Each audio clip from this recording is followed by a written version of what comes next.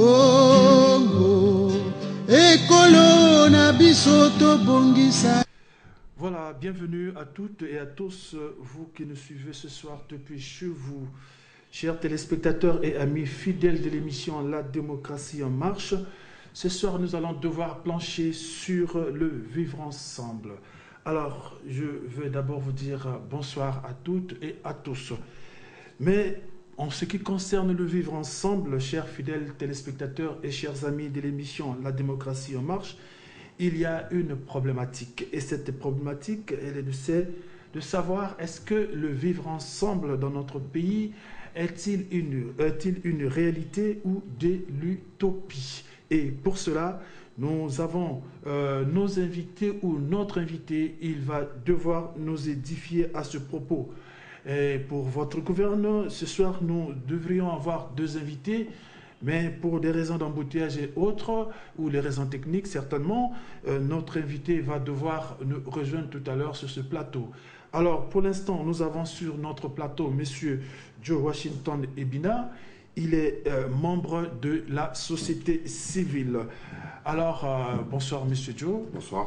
Alors, ce qui est sûr, c'est que certainement les Congolais se posent la question que Joe Washington Ebina, il est membre de la société civile, mais au Congo, y a-t-il combien de sociétés civiles? Parce qu'on en parle tellement trop.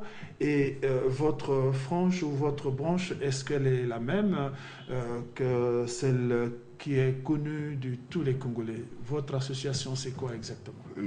La Fondation Ebina fait partie d'une société civile qui défend les droits de l'homme. Nous faisons un plaidoyer pour la défense des droits de l'homme et de la démocratie. C'est également une organisation qui fait partie de cette plateforme qui s'appelle justement Full Day. Les Full Day font partie aussi de cette plateforme des organisations de la société civile qui défendent les droits de l'homme. Maintenant, lorsque vous parlez de la société civile, elle est multiforme. Il y a une société civile qui existe, qui fait un travail dans ce cadre précis. Et il y a d'autres organisations qui également travaillent dans plusieurs domaines. Mais notre plaidoyer se fait dans la défense des droits de l'homme. Notre plaidoyer se fait dans le respect des textes en ce qui concerne la démocratie. Voilà dans le domaine dans lequel nous travaillons. Mais évidemment, les Congolais en connaissent plusieurs. Il y a une société civile qui évidemment passe régulièrement dans les médias, qui malheureusement ne relate pas toujours les faits de la société ou les faits réels que nous dénonçons au quotidien. Mais n'est-ce pas la société qui malheureusement n'a pas toujours la vérité sur le plateau? D'accord. Alors est-ce que vous pensez que votre branche, pour ne pas dire votre plateforme, elle a le monopole de la vérité, puisque vous dites que il y a une branche de la société civile souvent qui passe, qui ne dit pas forcément les choses telles qu'elles sont conformément aux réalités du terrain? Non, je ne considère pas que nous ayons le monopole de la vérité. Nous disons simplement que lorsque nous voyons une société civile qui joue le griot, qui ne fait qu'accompagner une réalité désastreuse du Congo, nous n'acceptons pas cela. C'est aux Congolais de le dire. Lorsque l'on ne dénonce pas le mal-être congolais, lorsqu'on ne dénonce pas le problème des étudiants, des retraités, de tous ceux qui souffrent au Congo, on a quand même l'impression que nous ne vivons pas dans la même société. Voilà pourquoi nous disons qu'il y a une société civile qui malheureusement ne dit pas la vérité sur le quotidien des Congolais que nous dénonçons. Alors, Monsieur Joe, ce soir, nous allons justement parler du vivre ensemble. Alors, avant d'aller justement décortiquer cette problématique, les téléspectateurs aimeraient savoir, à votre sens, comment comprenez-vous ou comment définissez-vous ce concept vivre ensemble? Vous savez, le vivre ensemble est très simple. Le vivre ensemble, c'est des concepts qui ont été créés dans les sociétés pour savoir comment s'adapter, comment communiquer, comment créer une cohésion dans un environnement bien déterminé. Le vivre ensemble, c'est cela, c'est s'adapter, c'est se tolérer, c'est se respecter, c'est simplement créer les conditions pour qu'ensemble nous puissions avancer vers un avenir qui est commun, un avenir qui est un avenir de tolérance, de respect, de développement. Et sur le contexte du Congo nous emmène à une réalité qui est différente. Car lorsque vous dites est-ce que le vivre ensemble au Congo est une utopie, moi je le confirme. Le vivre ensemble au Congo est une utopie. Au Congo, on ne vit pas ensemble, on s'accepte ensemble dans une certaine contrainte.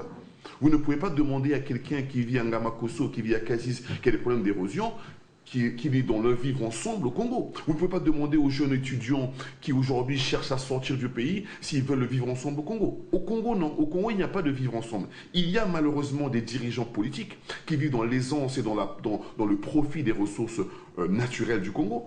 Mais malheureusement, il y a une population qui vit dans le mal-être. Vous ne pouvez pas demander aujourd'hui au peuple autochtone, qui vit pour beaucoup dans les forêts ou beaucoup dans certaines régions, s'ils considèrent vivre ensemble avec les Bantous. Ce n'est pas une réalité. Et donc, au Congo, il n'y a pas le vivre ensemble. Au Congo, il y a malheureusement une obligation de vivre ensemble parce que la nature, parce que la réalité nous oblige à cela. Mais je vous assure, si vous faites un sondage sur tous les jeunes Congolais qui veulent partir, ils vous diront non, moi je n'accepte pas le vivre ensemble à la congolaise, je préfère le vivre ensemble à l'européenne, à la française, à l'américaine. Est-ce que le vivre ensemble à la française, à l'européenne, à l'américaine, est-ce que ce vivre ensemble n'est pas incompatible à la culture congolaise? Il n'y a pas d'incompatibilité en ce qui concerne la liberté d'expression. Vous pouvez être dans n'importe quel pays du monde. Lorsque vous êtes considéré dans une société, lorsque vos droits sont respectés, vous vous considérez comme faisant partie de la société. Donc il y a comme un vivre ensemble. Ce n'est pas un problème de culture.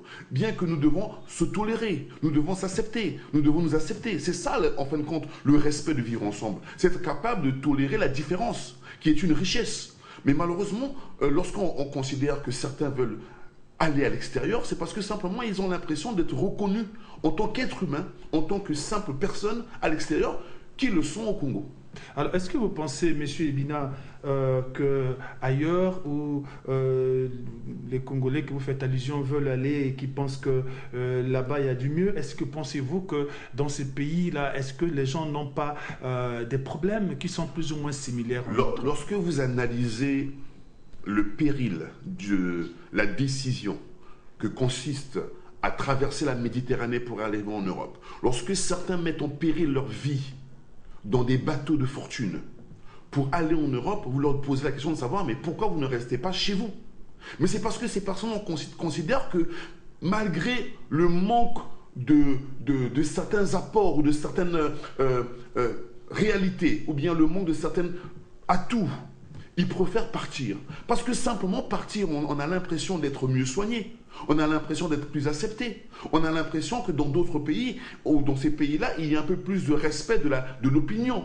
Maintenant, est-ce que c'est meilleur que chez nous? Vous savez, je considère que chez nous, c'est meilleur. Mais malheureusement, chez nous, il faut mener un combat pour que certaines personnes comprennent que la République n'est pas une propriété familiale.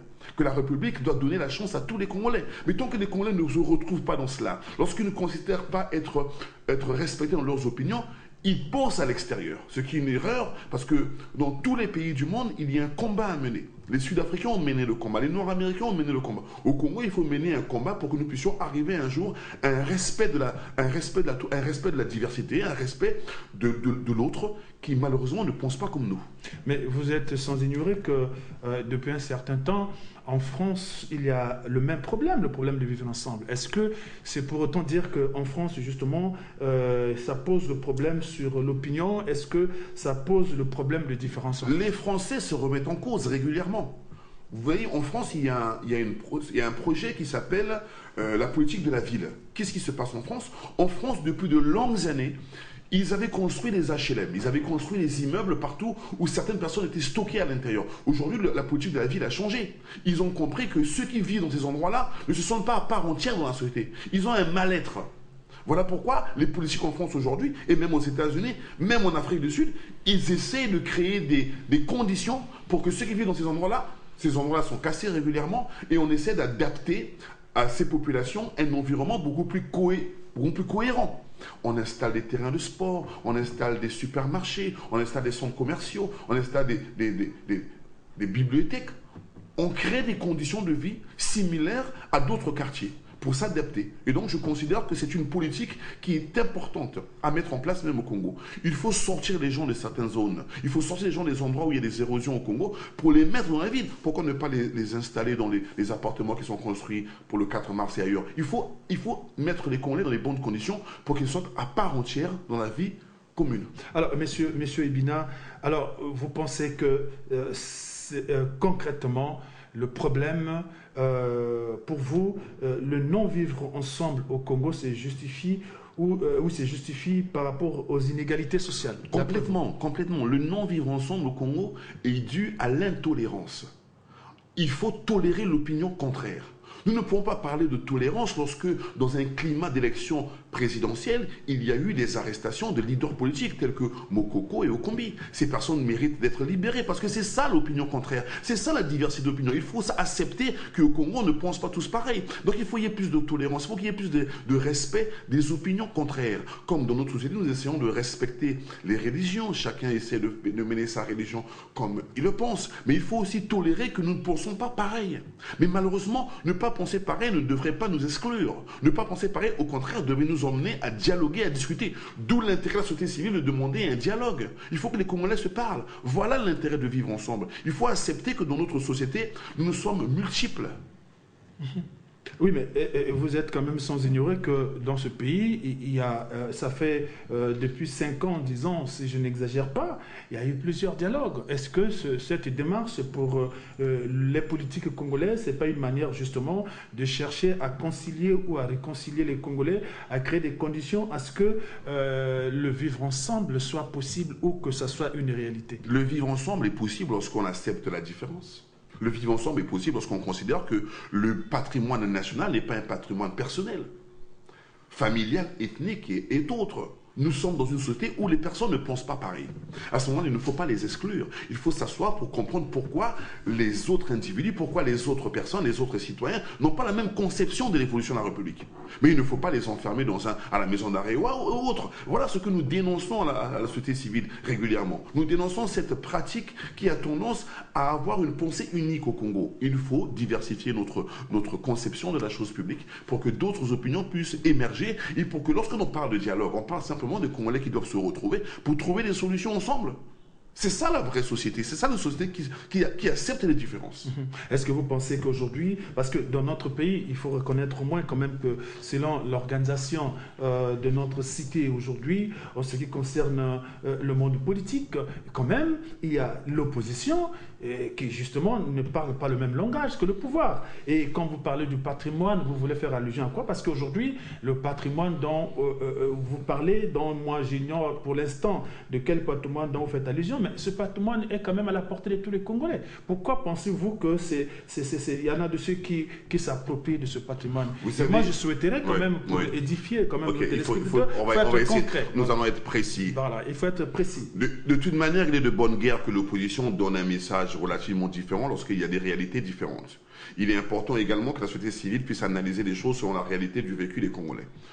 Lorsque on parle du patrimoine, je vous donne un exemple très simple. Au Congo, il y a les médias publics. Les médias publics sont un patrimoine national qui devrait donner accès aux différentes tendances, aux différentes réflexions.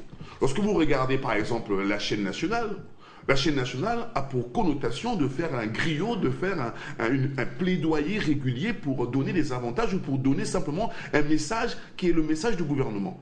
Voilà un exemple qui justement justifie que... Monsieur Bina, il y a quand même certains opposants. Le cas de Pascal Tati-Mabiala, monsieur Pascal Tati-Mabiala, qui, je crois il y a de cela quelques mois, qui est passé, qui passe d'ailleurs de temps en temps sur la chaîne nationale. Lorsqu'on choisit certaines personnes, cela ne donne pas la liberté d'expression. Ce que je vous demande aujourd'hui, c'est que les Congolais de plusieurs tendances aient la liberté d'aller s'exprimer sur toutes les chaînes de la République. Puisque je vous parle du patrimoine national. Voilà le patrimoine national. Le patrimoine national n'appartient à personne. Voilà pourquoi je vous dis, il faut être tolérant dans l'analyse de l'information. Il faut être tolérant dans la diversité de l'information. Voilà un exemple que je vous ai évoqué. Et je tiens aussi à rappeler que lorsque le message est différent des pouvoirs publics, cela ne devrait pas entraîner des poursuites ou aujourd'hui une certaine privation de liberté, comme a connu M. Fortuné Dombé, comme a connu Sadio Conté, comme a connu Elie Smith qui a été expulsé. Nous rappelons simplement que la liberté d'opinion et d'expression, justement, devait inclure dans ce vivre ensemble, devait être justement un apport important dans ce vivre ensemble. Il faut s'accepter dans nos différences. Est-ce que, M. Ebina, vous pensez que la liberté d'opinion, c'est aussi dire des choses sans preuve, d'après vous? Parce que quand vous citez le cas de Mme Sadio Kanté, vous citez le cas d'Elie Smith, vous citez le cas de M. Dombé, est-ce que vous pensez que ces personnes étaient sur le droit chemin et que je ne sais pas quelle est l'autorité morale pour dire que c'était sur le droit chemin ou pas, mais moi je vais simplement essayer de donner comme référence l'opinion internationale. Le Congo-Brazzaville est noté parmi les pays où la liberté d'expression n'est pas respectée. Ce n'est pas moi qui le dis, c'est les organisations internationales. Lorsque le Congo est analysé dans sa liberté d'expression, le Congo est souvent critiqué par cela. Donc cela veut dire que dans notre Congo, d'autres pays, il y a énormément d'efforts à faire. Mais cela est un contexte justement qui empêche qu'il y ait cette évolution du vivre ensemble. Parce que le vivre ensemble, c'est accepter que vous ne pensez pas comme moi. Mais les journalistes sont aussi libres de dire ce qu'ils pensent. Voilà la liberté. Mais lorsque cette expression est contraire, on a tendance à considérer que ces personnes-là ne sont pas en possession de leurs moyens de pouvoir s'exprimer comme il se doit. C'est ce que nous dénonçons. Lorsque vous me parlez de liberté, lorsque vous me parlez du vivre ensemble, parce que c'est là un autre sujet, écoutez, il n'y aura pas de vivre ensemble au Congo tant que certains n'accepteront pas la diversité d'opinion. C'est impossible. Nous ne pensons pas pareil. Nous ne sommes pas constitués pareil, mais nous devons simplement accepter par rapport aux lois. Mais les lois ne doivent pas être interprétées selon ceux qui dirigent. On doit accepter simplement que le contraire fait vivre. Vous savez, je vais vous donner un exemple très simple, parce qu'il ne faut pas croire qu'on est né dans le vivre ensemble. Non, on apprend à vivre ensemble. Dans chaque famille, chaque enfant qui vient au monde ne veut simplement que partager l'amour de ses parents. Mais lorsque cet enfant grandit, il y a le respect de la société. Il y a l'école qui éduque. Il y a l'université qui éduque. Il y a la société qui éduque. Donc, on apprend à vivre ensemble. Il faut donc apprendre les différences, mais aussi respecter ces différences-là. C'est ce que nous demandons aux responsables publics, de respecter les différences. Mais est-ce que vous pensez que vraiment dans ce pays les différences ne sont pas respectées? Et vous le dites sur quelle base? En dehors justement des exemples que vous donnez, parce que la liberté n'est pas synonyme au libertinage quand même.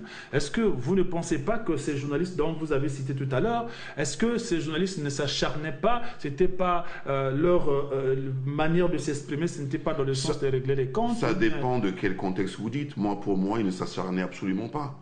Nous ne sommes pas en société pour dire que des bonnes choses à ceux qui dirigent. Nous sommes en société pour dire la vérité de ce qui est. Lorsque ces journalistes relataient les faits ou relataient régulièrement le mal-être des Congolais, ils ne s'acharnaient en rien. Ce n'est pas de la calomnie de dénoncer une malversation politique, une malversation financière. Ce n'est pas de la calomnie de dénoncer un problème d'érosion. Ce n'est pas la calomnie de dénoncer un problème de mal-être des étudiants ou des hôpitaux qui ne fonctionnent pas correctement. Ce n'est pas un mal-être de dénoncer de la situation des retraités qui souffrent. C'est cette réalité, malheureusement, qui condamne les gouvernants. Et cette réalité, malheureusement, lorsqu'elle est évoquée, certains considèrent que c'est un message d'opposant. Pas du tout. La réalité s'oppose à la gestion nationale.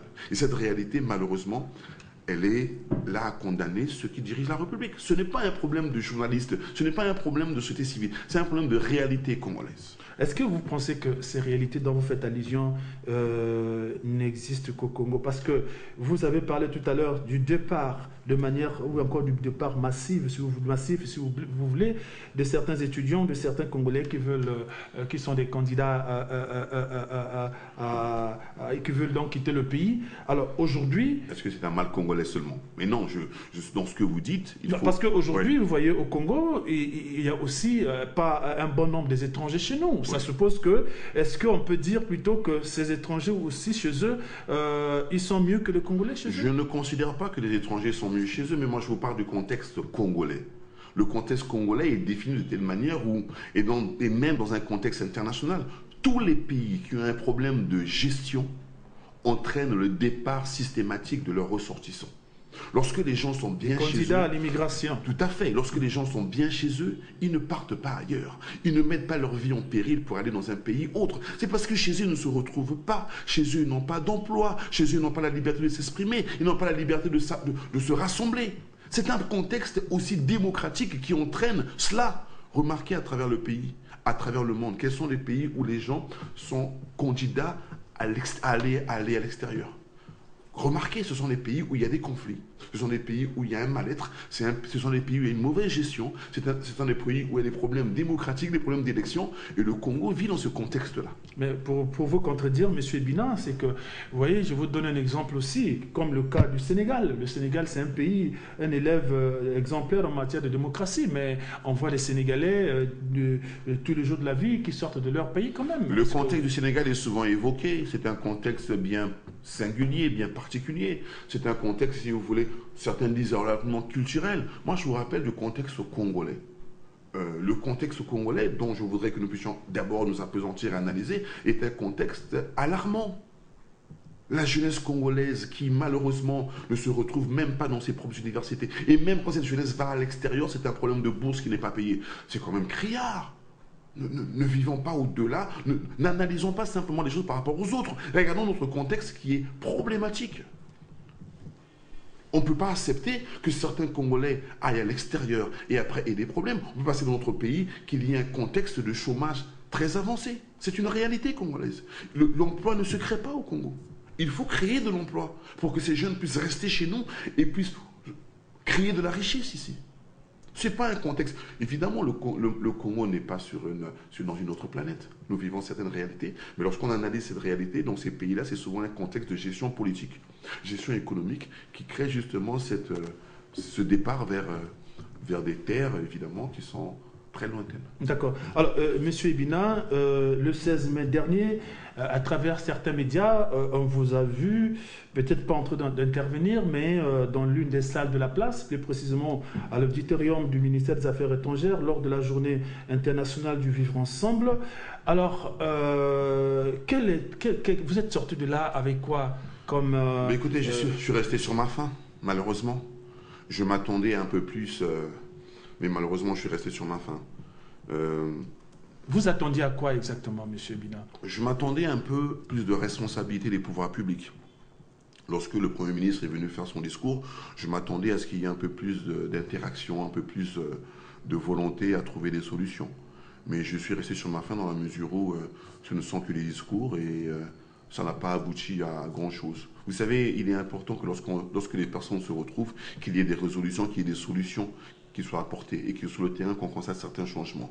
Je m'attendais à ce qu'en sortant de là, qu'il y ait au moins une volonté d'un dialogue ou de la possibilité de trouver des solutions sur, par exemple, la libération de certaines situations au Congo, l'apport de plusieurs régions à discuter, la situation du peuple autochtone à venir dialoguer dans un certain contexte, la situation des femmes, la parité des femmes, parce que le vivre ensemble, c'est aussi ça, c'est donner la possibilité aux femmes de s'exprimer. Les femmes ne sont pas assez représentées dans la société, aussi bien au gouvernement que dans les décisions politiques et dans certaines administrations. Donc je m'attendais à ce qu'on puisse pointer du doigt ces problèmes. Je m'attendais également que l'on parle de la liberté des prisonniers politiques, parce que c'est un contexte aussi politique de vivre ensemble. Je m'attendais à ce qu'il y ait un peu plus d'engagement, mais malheureusement, je suis resté un peu sur ma faim. Voilà un peu ce que j'ai constaté par rapport à cette rencontre. Vous parlez de la représentation, la représentativité justement de la femme ou des femmes dans les instances publiques. Alors, est-ce que vous pensez que aujourd'hui, le Congo reste ce dernier pays qui n'est pas à mesure ou qui n'arrive pas à créer cette parité? Parce que même les États-Unis, les pays des vieilles démocraties, quand même, les femmes ne sont pas si nombreuses dans les instances de décision de la gestion de la cité. Vous savez, il ne faut pas qu'au Congo, qu'on s'attende à ce qu'on attende à ce que les hommes décident pour les femmes. C'est un combat à la fois de certaines personnes qui comprendront que la femme, elle est primordiale dans la société, tel que ça s'est passé au Burkina Faso avec le président Thomas Sankara. Mais ce n'est pas simplement d'attendre à ce qu'une personne décide. Il faut que les femmes comprennent qu'elles sont, je dirais, un mot simple, obligatoires dans la gestion nationale. Mais si elles ne participent pas, ou bien si elles ne manifestent pas cette volonté. Justement, il faut que cette volonté soit aussi une volonté qui soit inscrite dans nos textes. Il faut une parité, mais pas une parité simplement de bon vouloir et d'humeur. Il faut que ça soit, les lois doivent être comme ça. Il faut obligatoirement que dans nos textes, on dise qu'obligatoirement, il doit y avoir le nombre de femmes obligatoire. Il faut l'imposer à cela. Mais quand il y a déjà au niveau de la scolarité, on parle de la scolarisation des femmes au même pied d'égalité que les hommes, c'est déjà une avancée quand même. Écoutez, vous avez quand même l'impression que dans le message politique, cela se fait. Mais sur le terrain, on constate que 5 à 6 femmes au gouvernement sur une trentaine, je suis désolé, ce n'est pas une parité. À l'Assemblée, pareil. Les femmes ont plus de sensibilité. Je veux même vous dire une chose dont je considère comme étant vraie dans ma conception des choses. Si les hommes ont échoué au Congo dans la gestion nationale, il est peut-être aujourd'hui demandé aux femmes de nous apporter plus d'expertise. Parce que les hommes ne s'entendent pas, ils réfléchissent d'une manière partisane. Peut-être que la femme trouvera plus de solutions. Puisque les hommes ont échoué, donnons donc la gestion aux femmes pour apporter une autre conception de la gestion publique. Est-ce que vous pensez que ces femmes dont vous faites allusion, une fois aux affaires, dans le cadre justement de la gestion de la chose publique, elles ne pourront pas être... Écoutez, j'ai espoir, j'ai de l'espoir pour cela. La preuve, elles sont moins responsables sur tout ce qui s'est passé au Congo. Les conflits, la mauvaise gestion, la précarité des hôpitaux, la précarité des villes. Ces femmes, elles ont moins de responsabilités puisqu'elles ont moins géré. Il faudrait peut-être justement leur donner la possibilité de le faire. Et je crois qu'elles ont un peu plus de sensibilité à trouver des solutions là où les hommes ne trouvent pas de solution. On ne peut pas comprendre au Congo qu'au CHU de Brazzaville, la pharmacie du CHU soit vide. Vous ne pensez pas qu'une femme, je pense, aurait plus de sensibilité à se dire mais on ne peut pas laisser les familles aller à l'extérieur chercher les médicaments pendant que sur place, la pharmacie est vide. Qu'est-ce qui... Donner même ça à un privé, peu importe. Ce que nous voulons, c'est que les vies humaines soient sauvées. Mais j'ai l'impression qu'une femme aurait plus de sensibilité à cela. Donc pour moi, les femmes auraient plus de sensibilité à une certaine réalité congolaise que les hommes ne considèrent pas. Il y a une certaine différence des hommes.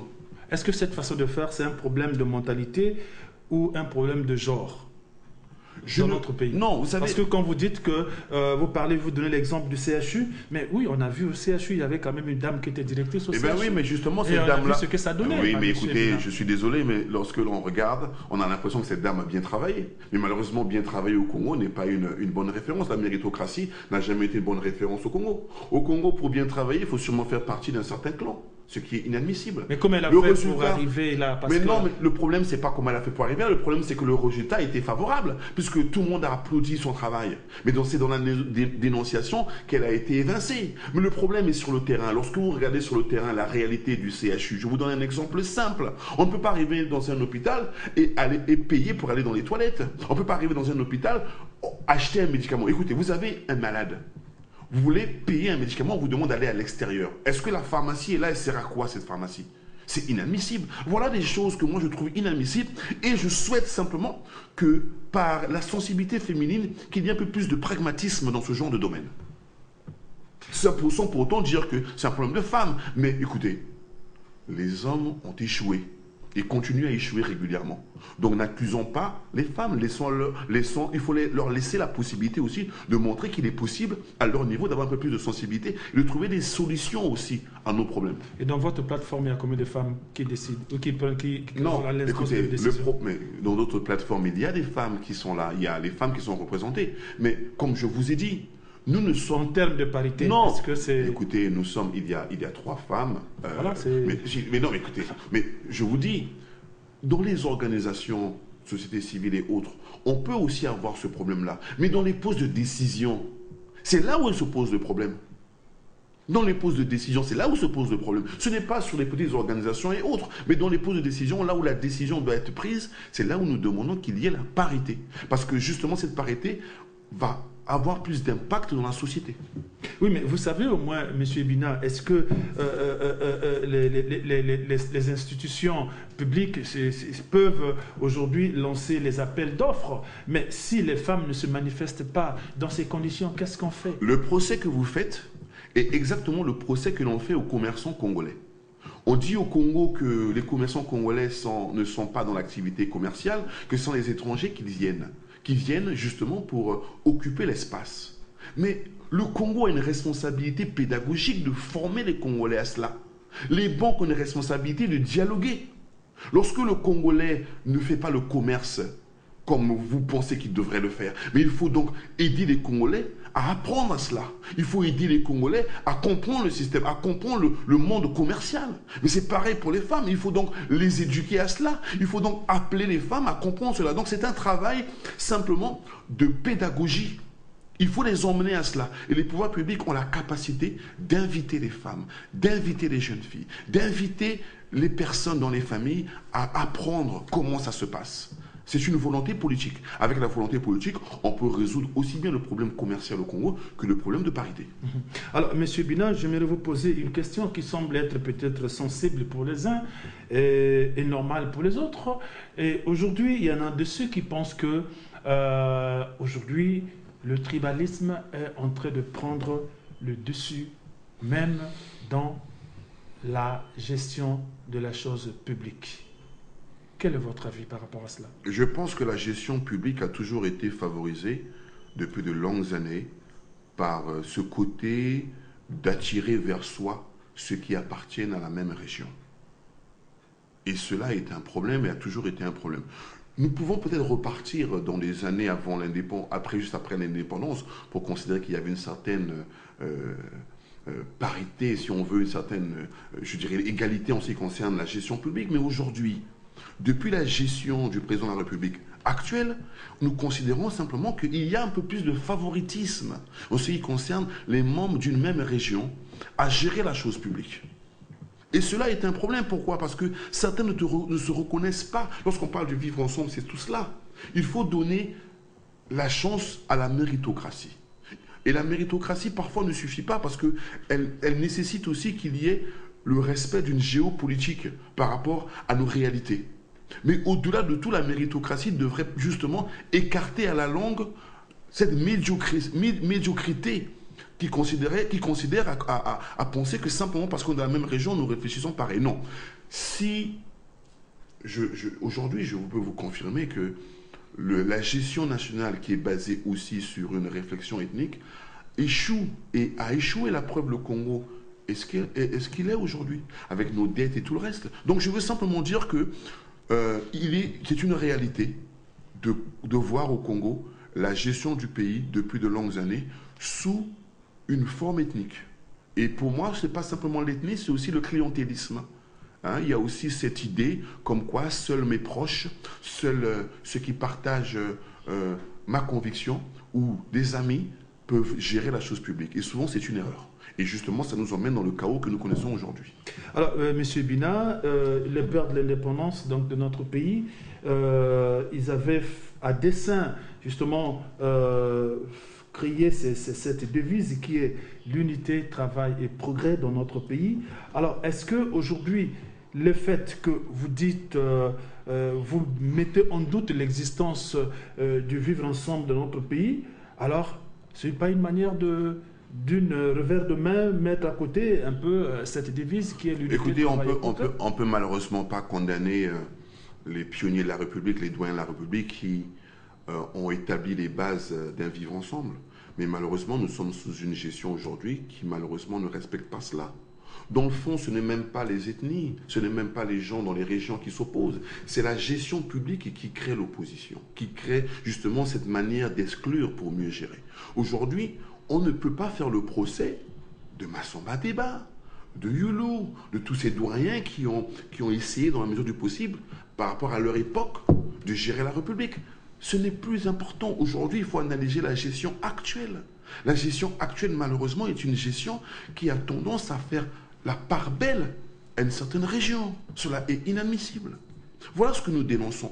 Et justement, le vivre ensemble, ce serait rassembler toutes les intelligences. L'intelligence n'appartient pas à une région, l'intelligence appartient à tous.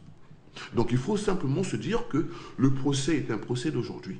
Les solutions doivent être trouvées aujourd'hui. Les dirigeants d'aujourd'hui ont la responsabilité d'unir le Congo autour d'un dialogue que nous demandons depuis de longues années, sous l'égide de la communauté internationale avec la libération des prisonniers politiques dont Okombi et Mokoko. Mais cette union, justement, par un dialogue, devrait permettre d'apporter cet élan pour une certaine égalité. Parce que c'est ce que nous recherchons. Nous recherchons que tous les Congolais du Nord ou du Sud se reconnaissent dans la gestion publique. C'est cela qui est important. Oui, mais pourquoi pensez-vous, quand vous parlez des détenus ou des prisonniers, vous voulez faire allusion qu'à Okombi, à M. Okombi, à M. Mokoko, mais à la maison d'arrêt, il y a tant d'autres détenus qui aussi n'ont pas, jusque-là, n'ont toujours pas vous savez, été... Il faut qu'on soit pragmatique. Lorsque l'histoire des États-Unis, lorsque l'histoire même de l'Afrique du Sud était dans ce problème de l'apartheid, il y avait d'autres prisonniers. Mais on parlait de Mandela, pourquoi? Parce que c'était la figure. Aujourd'hui au Congo, il y a d'autres prisonniers politiques en collaboration avec eux. Mais aujourd'hui, les prisonniers politiques les plus connus, c'est Mokoko Okombi. C'est par rapport à cela. Mais non, il faut rappeler qu'il y a d'autres prisonniers qui sont là. Mais simplement, sur le plan international, c'est ceux qui sont connus. Et que leur libération, justement, va favoriser la libération de tous les autres, les chauffeurs, les gardes du corps et tout le reste. C'est simplement cette figure de tête, c'est simplement ces personnes qui incarnent cela. Mais cela n'enlève point la liberté des autres. Voilà pourquoi j'ai évoqué leur nom. Et ce nom a été évoqué comme ça, comme partout dans le monde. Partout dans le monde, c'est ainsi. Lorsque le combat a été mené aux États-Unis, c'est pareil. En Afrique du Sud, pareil, dans tous les pays du monde. Ce sont les figures de tête que l'on évoque. Mais je considère que, après eux, derrière eux, il y a une liste de personnes qui aussi méritent d'être vues et d'être écoutées et d'être libérées. Alors, Monsieur Ebina, vous avez cité tout un chapelet, justement, des raisons pour lesquelles vous pensez que le vivre ensemble, c'est de l'utopie dans notre pays. Alors, j'aimerais savoir un peu quelles pourraient être les conséquences du non-vivre ensemble dans notre pays. Que ce soit au point de vue politique, au point de vue économique, au point de vue culturel, au point de vue technologique. Nous vivons déjà les conséquences aujourd'hui du non-vivre ensemble. Je vous ai rappelé à titre d'exemple que vous ne pouvez pas dire à un retraité qu'il est dans le vivre ensemble lorsqu'il regarde les gouvernants dans l'opulence. Vous ne pouvez pas demander à un étudiant qu'il y a un vivre ensemble. Vous ne pouvez pas demander aux fonctionnaires qui ne sont pas payés pour certains, dans certains domaines, les médecins et tout le reste. Le vivre ensemble, c'est le partage des richesses. Quand vous parlez du gouvernement vivre dans l'opulence, qu'est-ce que ça veut dire exactement? Est-ce qu'un ministre, il ne mérite pas d'avoir une maison décente? Il ne mérite pas d'avoir un minimum, au moins 2 voitures? Écoutez, non, écoutez, qu'est-ce que vous appelez je par considère qu'un opulence, ministre, je considère qu'un ministre doit se sacrifier pour sa fonction. Au contraire, je salue l'exemple du président Macky Sall qui a voyagé dans un vol commercial pour aller en Europe. Le gouvernant doit se sacrifier pour l'intérêt de la population.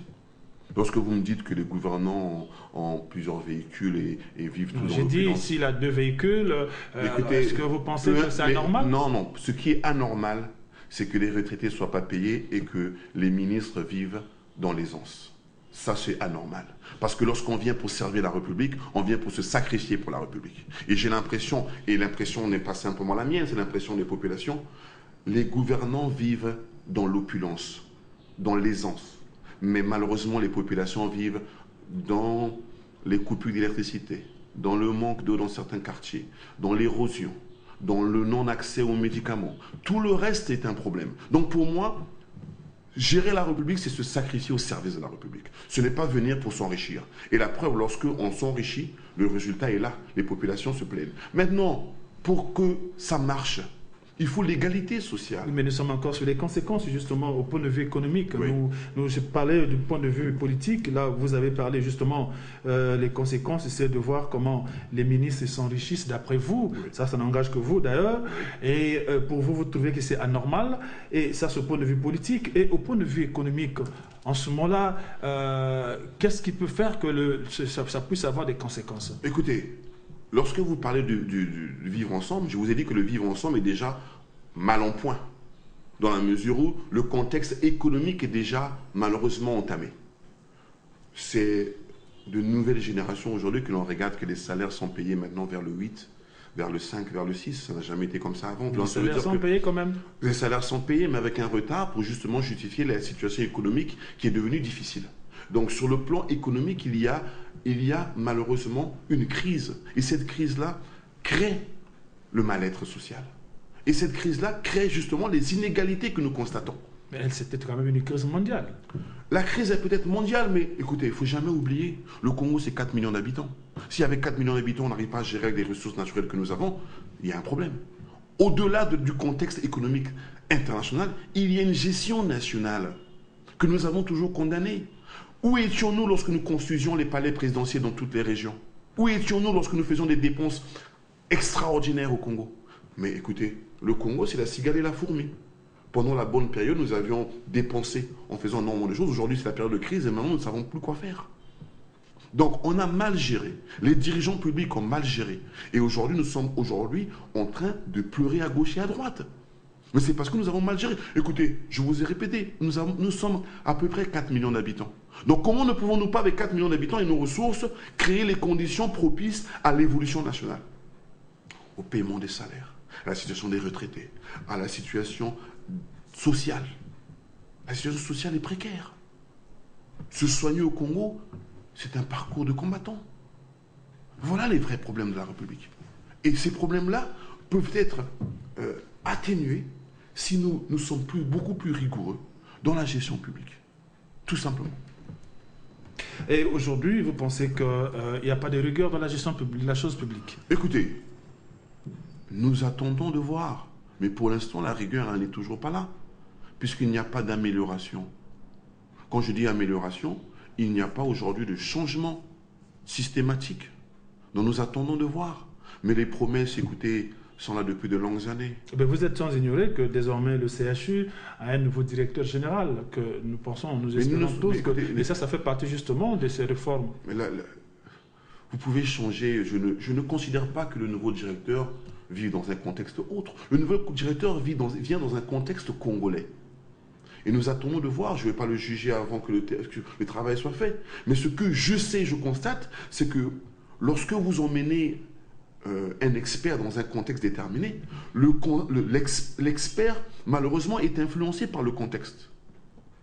Et est-ce que le contexte permettra à ce qu'il puisse travailler correctement? Nous attendons de voir, je ne vais pas le juger avant, mais malheureusement, le contexte congolais n'est pas propice. Donnez-moi un secteur au Congo qui marche. Il n'y a aucun.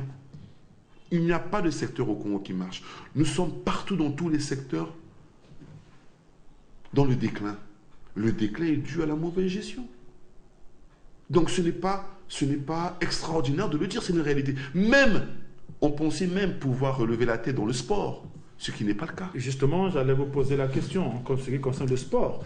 Vous parlez au départ ou au début, vous parlez du patrimoine. L'équipe nationale aussi fait partie des patrimoines de notre pays. Mais aujourd'hui, quand même, l'équipe nationale peut être quand même ce symbole du vivre ensemble au Congo. Mais le symbole de vivre ensemble par Parce qu'elle a notre vent, tout le monde, tous les départements. Mais le symbole de vivre ensemble par des résultats aussi. Il ne suffit pas simplement de rassembler tous les meilleurs joueurs de la République en les prenant de partout. Mais il faut que le résultat aille avec. Les joueurs se plaignant régulièrement sur leurs primes, sur leurs conditions. Ce n'est pas ça un sport qui marche. Regardez les structures, regardez les centres de formation. Il y a l'herbe qui pousse partout à Kintélé, dans tous les stades, dans les régions. Regardez à Djambala et tout le reste, à quoi ressemblent ces infrastructures. Le sport ne marche pas au Congo. Le sport marche dans un pays lorsqu'on a des résultats. Il n'y a pas de résultats. Et donc le sport est le reflet de la société congolaise, qui malheureusement n'avance pas. Si vous voulez avoir le reflet d'une société, vous savez qu'est-ce qu'il faut faire? Il faut aller dans les cimetières. Lorsque vous regardez les cimetières et vous roulez, vous regardez l'herbe qui pousse. Et vous vous souvenez d'une phrase que l'on dit, les morts respirent l'air des vivants. Lorsque dans les cimetières l'herbe pousse, lorsque vous allez dans les cimetières, on commence à construire des caveaux sur des allées, il n'y a plus de respect en rien, il n'y a pas d'organisation. Et vous regardez la société, vous comprenez tout de suite que la société est cela. Dans tous les pays du monde développé, lorsque vous passez devant les cimetières, c'est toujours très propre, toujours bien organisé. Mais c'est le reflet de la société. La société est ainsi. On vit dans la précarité, on meurt dans la précarité et on est enterré dans la précarité. Voilà l'image du Congo. Alors vous, en tant que plateforme de la société civile, est-ce qu'on peut peut-être vous considérer comme une société civile radicale? Je ne sais pas. Non, mais c'est la pauvreté, elle est radicale. La réalité est radicale. Il ne faut même pas nous considérer comme étant des radicaux. Parce que vous êtes tellement dur, vous êtes tellement dur. Mais la réalité, elle est dure. Vous pensez que... Attendez, si vous considérez que la réalité n'est pas dure, demandez à une famille qui vit dans l'érosion, dans les érosions. Est-ce que la réalité n'est pas dure?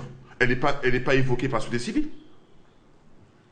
Est-ce qu'une famille qui va au CHU, qui ne trouve pas de médicaments ou à l'hôpital militaire et autres, est-ce que c'est un problème de la société civile? C'est une réalité. Lorsque les étudiants et les retraités n'ont pas leur pension, c'est une réalité. Ce n'est pas la société civile. Écoutez, nous faisons simplement un plaidoyer d'une réalité. Nous voulons que les pouvoirs publics trouvent des solutions à cela. Mais nous ne sommes pas critiques, c'est la réalité qui est critique. Et donc pour changer cela, il faut changer la réalité. Il faut trouver des solutions à la réalité. Et quelles sont les solutions d'après vous? Admettons que vous, en tant que plateforme de la société civile... Mais nous faisons des propositions à longueur de journée. Oui, allez-y, lesquelles? Nous avons fait des propositions, mais la première proposition, c'est un dialogue national. C'est une proposition importante. Il y en a eu plusieurs dans ce pays pourtant. C'est une solution. Écoutez, il n'y a pas eu de dialogue national avec la libération des prisonniers politiques. Il faut libérer, la proposition de la société civile, c'est justement un dialogue sur la communauté internationale. Avant que ces messieurs et ces dames se retrouvent en prison aujourd'hui, mais quand même, ils ont participé à certains dialogues dans ce pays. Je vous parle d'une solution actuelle. C'est comme si vous me dites, le FMI a aidé le Congo plusieurs fois, et malheureusement, le Congo est toujours retombé dans la déchéance. Mais pourtant, on voudrait que le FMI aide aujourd'hui. Donc parlons d'aujourd'hui.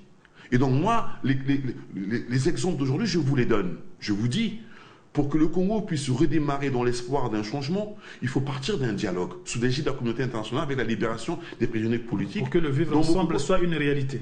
Évidemment, pour que le vivre ensemble soit une réalité. Sur cette base de dialogue, nous pouvons maintenant réfléchir sur des solutions à trouver dans la bonne gestion dans certains secteurs. Voilà la solution. Mais si nous, écoutez, on ne va pas claquer les doigts, mais si la gestion n'est pas pragmatique au Congo, nous ne trouverons jamais de solution. Le FMI peut aider le Congo aujourd'hui, mais si la gestion est chaotique, dans quelques années, nous repartirons à zéro. Cela est un problème. Alors, Monsieur Ebina, on va devoir parler un peu de vous parce que tout à l'heure, vous avez, comme vous l'avez dit vous-même, vous êtes en train de faire un plaidoyer au profit justement de la société congolaise et vous-même, Monsieur Ebina, et les gens, en vous entendant parler, on vous soupçonne quand même que vous avez des ambitions politiques. Écoutez, depuis que nous sommes dans la société civile, ces soupçons ont toujours été là. Est-ce que c'est vrai ou c'est faux? Écoutez, je ne vois aucunement l'intérêt d'agenda personnel. L'intérêt pour moi, c'est de trouver des solutions aux problèmes de la société. Pour quel but alors? Mais le but du bien-être, justement, du vivre ensemble. Le but qu'il n'y ait pas d'injustice. Quel intérêt pour moi ou pour d'autres Congolais de voir d'autres souffrir? Quel intérêt pour moi de voir quotidiennement des gens venir à la fondation pour demander l'accès aux médicaments, pour trouver un médicament? Mais l'intérêt, c'est trouver en commun accord avec les pouvoirs publics, des solutions pour régler les problèmes des Congolais. Voilà le combat que nous menons. C'est l'égalité sociale. Ce n'est pas un problème d'agenda personnel. Écoutez, depuis plusieurs années, j'entends ce message. Quelles sont nos ambitions? Quelle ambition que j'ai? Écoutez, l'ambition, c'est d'abord de trouver des solutions aux problèmes. Mais c'est ça justement. Lorsque les solutions seront trouvées, oui. À ce moment-là... Et vous vous engagez en politique. Mais non, mais écoutez... écoutez, n'est-ce pas aujourd'hui déjà un engagement de trouver des solutions? Avons-nous simplement besoin de faire partie d'un gouvernement ou d'une présidence, quoi que ce soit, pour participer au changement? Non. Donc chacun de nous, dans son domaine, devrait se battre à trouver ces solutions-là. Donc mon agenda personnel n'a peu d'importance. Oui, mais pour revenir un peu sur votre passé, un peu, s'il vous plaît, il y en a de ceux qui disent que, justement, il fut des temps où vous étiez candidat à l'élection présidentielle, candidat malheureux. Est-ce que c'est pas ça qui fait votre acharnement? C'est totalement faux. C'est totalement faux. Vous, il faut bien vérifier vos sources d'information. Je n'ai jamais été candidat à quelques élections que ce soit. Le candidat à l'élection présidentielle, c'est mon oncle Jean Ebina, qui est mon oncle, qui porte le même nom que moi, qui a été candidat à l'élection présidentielle. Je n'ai jamais été candidat à quelques élections que ce soit. Ça, c'est au nom de la famille, finalement. La famille n'est qu'un... Écoutez, non. Dans la famille, il y a liberté d'opinion, liberté de penser, liberté d'agir. Mon oncle a pensé qu'il voulait être candidat, être président de la République. C'est sans ses ambitions, que je respecte. Je ne partage même pas toujours son opinion sur certaines réalités du Congo. Mais vous partagez son opinion quand il avait pris cet engagement? Mais absolument pas. Mais puisque lorsque je regarde sa conviction sur l'évolution de sa proposition, je suis désolé. Je suis à la fois critique que je suis avec lui, que je suis avec d'autres. Non, absolument pas. Le Congo n'est malheureusement... La fonction présidentielle est beaucoup plus sérieuse. On ne peut pas aujourd'hui arriver et ne pas trouver des solutions et ne pas être pragmatique à la gestion publique. Les Congolais souffrent trop. C'est pour ça que je vous ai dit, servir le pays, c'est d'abord avant tout se sacrifier. Et aujourd'hui, nous avons décidé de nous sacrifier en menant le combat que nous menons. Et Dieu seul sait tout ce que nous subissons. Mais peu importe, c'est l'engagement que nous avons. Nous sommes en train d'aller progressivement vers la fin de notre émission. Je veux demander à M. Ebina de faire passer un message justement pour que le vivre ensemble soit possible dans notre pays, à l'endroit des femmes par exemple, à l'endroit de la jeunesse et aussi à l'endroit des pouvoirs publics. Nous allons d'abord commencer par les femmes. Les femmes qui sont nos mamans, qui sont l'incarnation justement de la bonté dans nos familles, devraient avoir un peu plus d'engagement dans nos sociétés. Ces femmes devraient avoir un peu plus d'impact dans nos sociétés. Elles devraient un peu plus avoir de l'expression. Comme ça s'est passé au Libéria. Ce sont les femmes qui ont contribué à la paix au Libéria. Et donc au Congo, les femmes ne devraient pas être manipulables. Elles doivent s'engager, elles doivent exprimer leurs idées. Et de cette expression, nous pouvons trouver des solutions à notre société. Voilà déjà au point au niveau des femmes, ce qui est fondamental. J'ai un profond respect pour leur liberté de conception, sur leur analyse, sur leur sensibilité. Et je crois que le Congo a besoin de cette sensibilité-là pour régler les problèmes de société que nous avons. Et à l'endroit de la jeunesse, alors? Écoutez, la jeunesse congolaise, elle doit arrêter de rêver à l'américaine. Elle doit arrêter de rêver à la française. La jeunesse congolaise doit rêver à la congolaise. Mais pour rêver à la congolaise, il faut mener un combat social. Il faut revendiquer ses droits, il faut se battre à trouver des solutions. Il ne faut pas s'attendre simplement des pouvoirs publics. Il faut avoir de l'entrepreneuriat. L'entrepreneuriat, c'est aussi se battre, de frapper de porte à porte, trouver des solutions. Voilà la solution. Je n'ai jamais pensé qu'une solution est à l'extérieur. Non. Au contraire, je demande à tous les Congolais qui vont mourir en Méditerranée de rester au Congo et de se battre. Le combat est dans la lutte sociale. Et cette lutte-là permettra à ce qu'un jour que les choses changent. C'est la seule solution.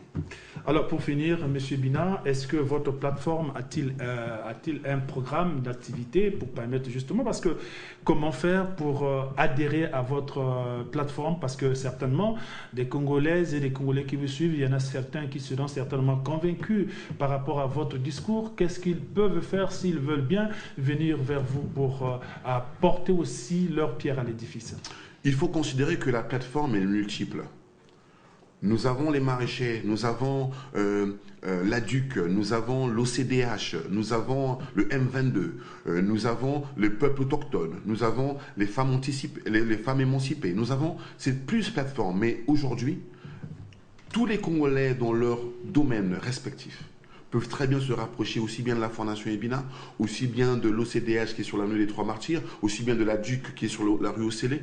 Vous êtes libre de venir et à ce que nous puissions nous battre ensemble. La porte, elle est ouverte.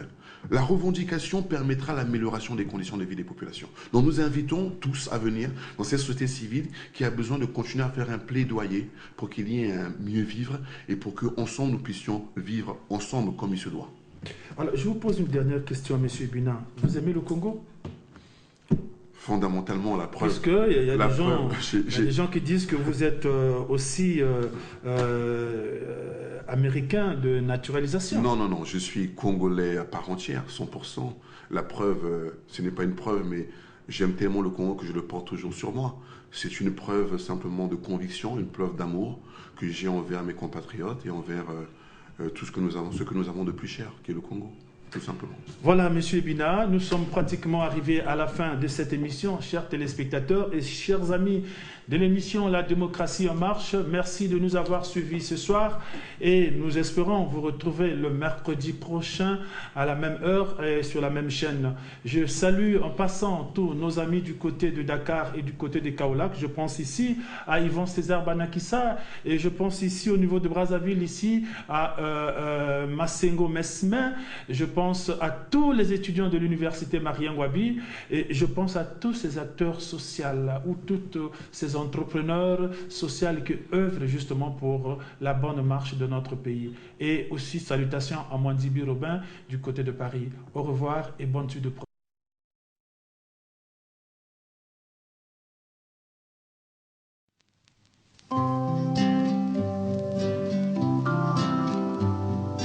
Congo ekolo na biso tobongisa